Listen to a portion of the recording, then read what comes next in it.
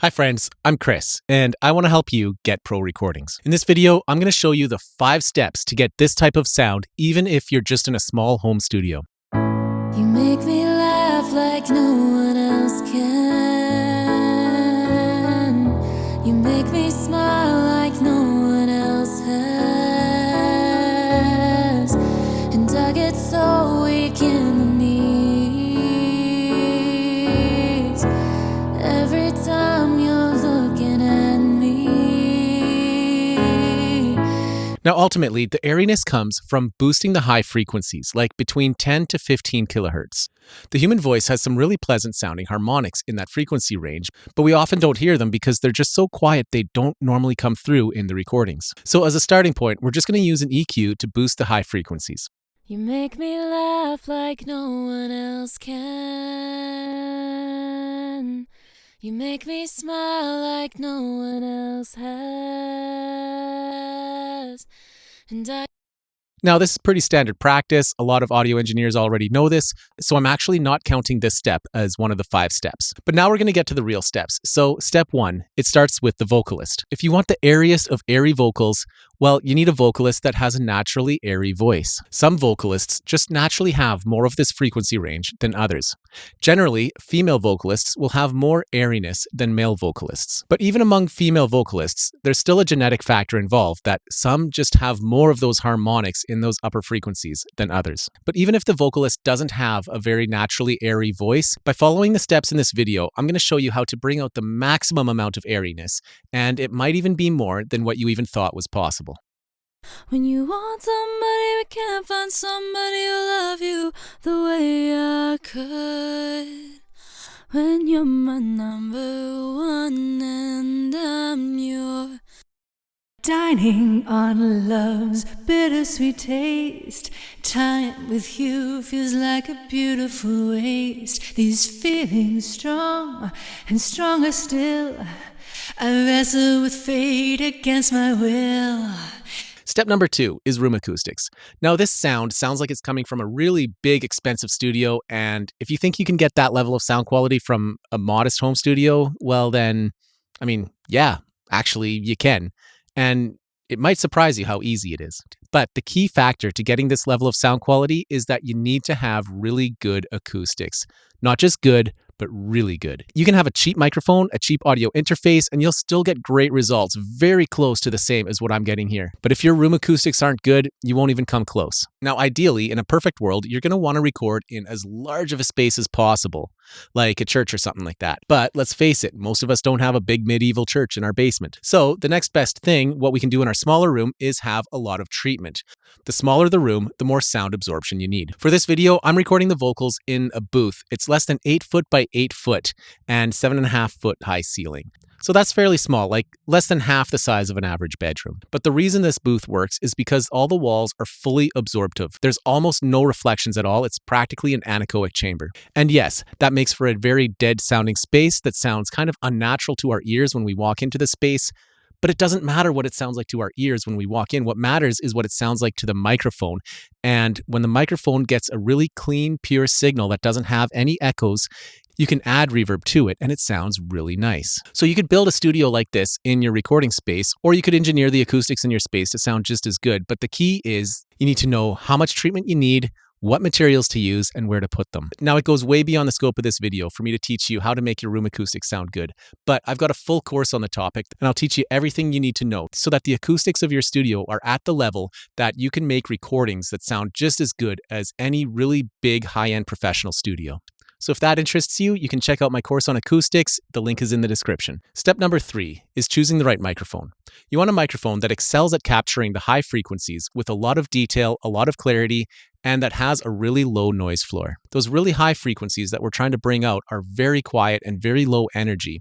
And not all microphones can pick them up very well. For instance, ribbon microphones and dynamic microphones, they've got a lot more resistance on the diaphragm, so they don't move quite as easily as the diaphragm of a condenser microphone. So they have a harder time picking up those extremely subtle high-frequency vibrations. But on a condenser microphone, the diaphragm that picks up the sound, it's suspended in front of a backing plate, and there's extremely little resistance for it to move back and forth, so it's a lot more sensitive to these tiny, tiny vibrations. But the signal coming out of the capsule is extremely weak and it needs to be amplified, and that's what most of the 48-volt phantom power is used for. There's an amplification circuit built into the microphone.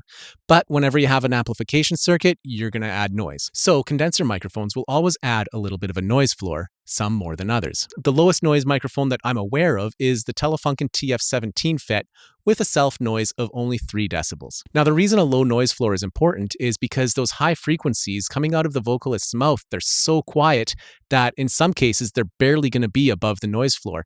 And when you go into your EQ and you boost those high frequencies, you're not just boosting the pure signal, but you're also boosting the noise floor, and any noise at all is not pleasant.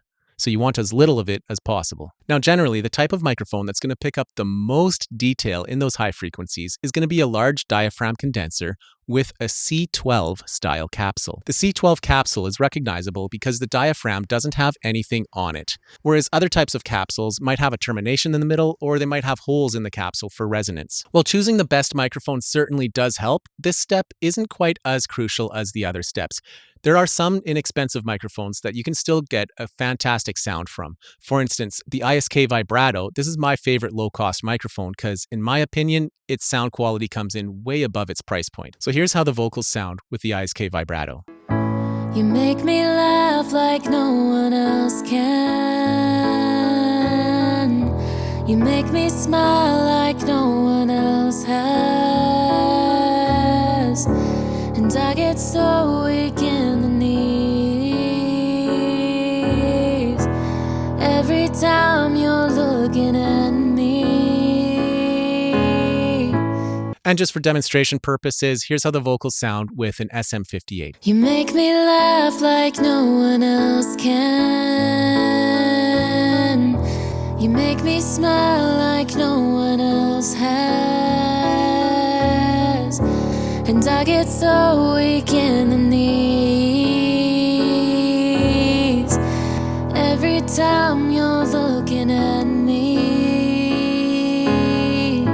Now, as you can tell with the SM58, I wasn't able to achieve quite the same level of airiness, and the little bit of airiness that I did get, it's not as pleasant. It's a little bit trashy sounding. Now, some people associate this type of sound with a tube microphone. Tube microphones are going to add a small amount of high-frequency harmonics, and that's a good thing, and those help with this sound. But there's a trade-off. Tube microphones generally have a little bit higher of a noise floor, and the tube amplification circuit, sometimes it rolls off the high frequencies just a little bit. It's really subtle, but the high-frequency harmonics that the tube adds are also really subtle, so it's kind of a fair trade-off. There isn't really an advantage from using a tube microphone, but for me personally, I have a very slight preference for the sound of a solid-state microphone. Let's take a listen to how a tube microphone sounds. I'm using an Advanced Audio CM67 SE. You make me laugh like no one else can. You make me smile like no one else has. And I get so weak in the knees every time you're looking at me. Step number 4 is de-essing. Now, to get the maximum amount of airiness, we need to boost those high frequencies as much as possible. But the more you boost those high frequencies, the more sibilance you get. And then eventually that sibilance just gets out of control. So in order to boost those high frequencies even more, we need to get more drastic sibilance reduction than what you would get with a typical de-esser plugin. So I have a little trick here for really powerful de-essing. It involves creating a side-chained de-esser and a track that emphasizes the sibilance to trigger that side-chained de-esser. All right, let's give this vocal a quick listen here. You make me laugh like no one else can. You make me smile like no There's that one airiness. else has. And I get so weak. All right, so we got that airiness. So the first thing we're going to do is just add a standard de-esser. I'm using the UAD Precision de-esser here. And this is going to do probably at least half of the heavy lifting of getting rid of the sibilance. Let's see how that's doing. You make me laugh like no one else can. You make me smile like no one else has. And I get so weak in. All right, so the sibilance isn't as bad, but it's still pretty bad, so we're going to need to do more to it. So the first thing I do is I create another track, audio. Now on this track, I'm going to put my EQ so that only the sibilance comes through. So the sibilance resides around 7,000 and 8,000 kilohertz. So I'm going to filter out everything except for that frequency range. There we go.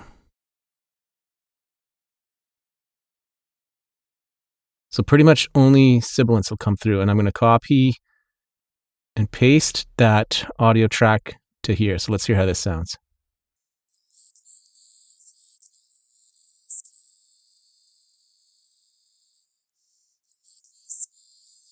Yeah, so that's what I wanted. So the sibilance is coming through a lot more than everything else. Now, obviously, we don't want to hear any of this in the actual output. So I'm going to change my output to a bus. I just go for the last bus. And I make sure I have it muted or turn the volume down. So now when that plays, it doesn't make any sound at all. But we can use that to trigger a sidechain.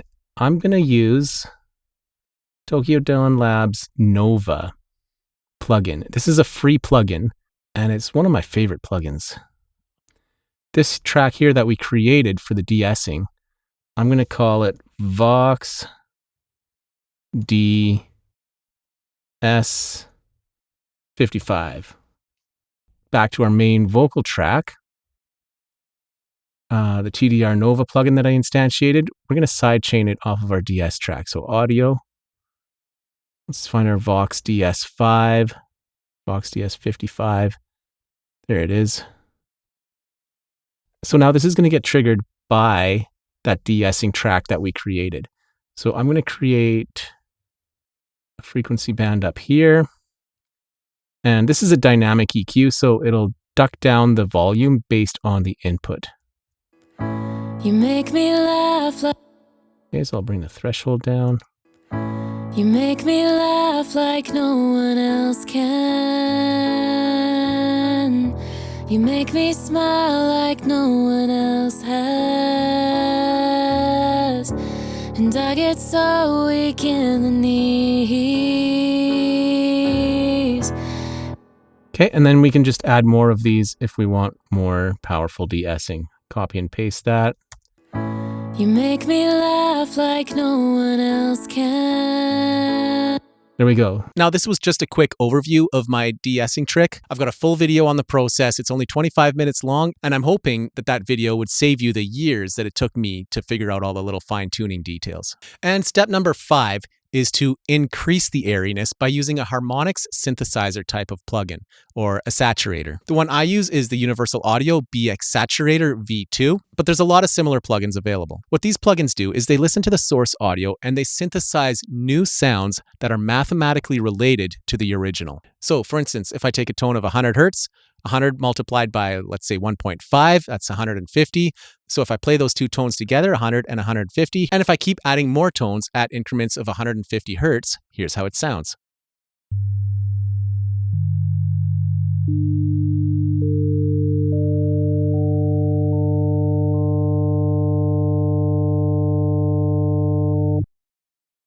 So these saturator plugins or harmonics generator plugins work kind of like that, and they go way up into the higher frequencies, and the newly created tones are going to have almost no noise floor, so they're a lot cleaner. But we got to be careful with this, because if we add too much, it'll start to ruin the sound a little bit. It'll sound kind of tinny or robot-y. So a little bit of this is quite nice, but you just got to be careful not to overdo it. Okay, so I'm going to use an aux send. And the first thing I'm going to do is EQ it so that only the high frequencies come through, and I'm even going to boost them a little bit. And then I'm going to put a saturator on there. I like the UAD BX Saturator. Any saturator plugin will be fine though. You make me laugh like no one else can. You make me smile like no one else has.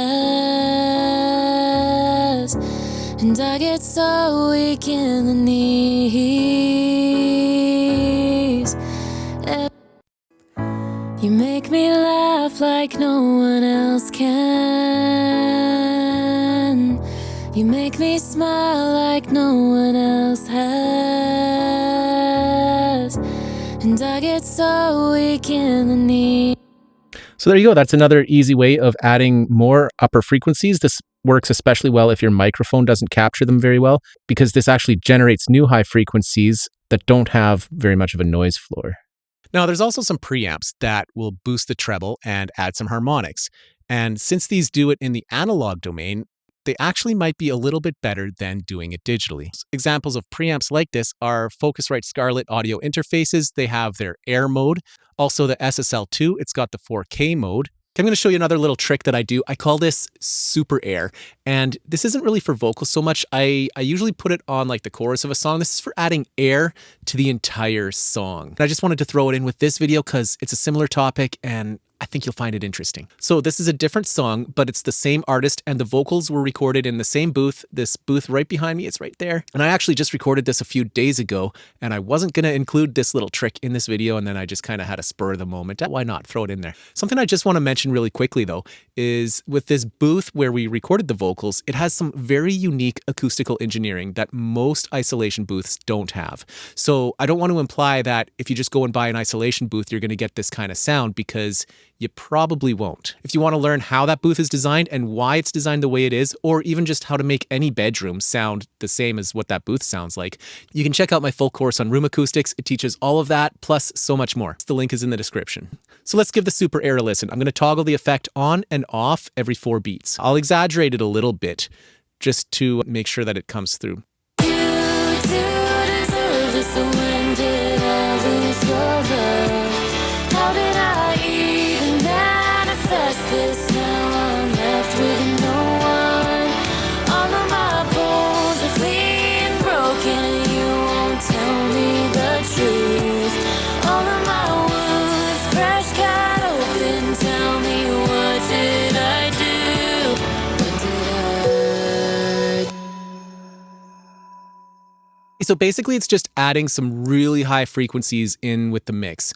So drum cymbals and some white noise frequency sweeps can also provide these high frequencies for a similar effect. But what's unique about this method is it's creating harmonics that are musically related to the content. And it flows in real time, so if there's chord changes or note changes, those harmonic frequencies that are generated are also changing with that. So it'll always be musically related to whatever the current dominant notes are of the song. Okay, so that was just a super quick summary. If you want to see the whole process in more detail, I have a dedicated video on it. You can watch that video right here, or the link is in the description. And then of course, the vocals get the standard processing of EQ, compression, and reverb. So to summarize, here's the 5 steps to maximize the airiness on a vocal recording. Number 1, have a vocalist that just naturally has a really airy voice. Number 2, you need to have really, really good room acoustics. Number 3, a large diaphragm condenser, preferably with a C12 style capsule and a really low noise floor.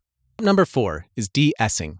And step number 5, add harmonics in post-processing. If you like this video, make sure you hit that like button down there, because that's what it's there for.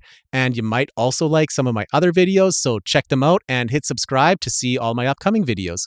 By the way, if you have any questions or you want me to help you out with your home recordings, feel free to check out my Facebook group. It's called Get.Pro.Recordings, and I'm there to answer your questions, and I post tips and tricks on a regular basis. So if that interests you, then I'll see you in the community there.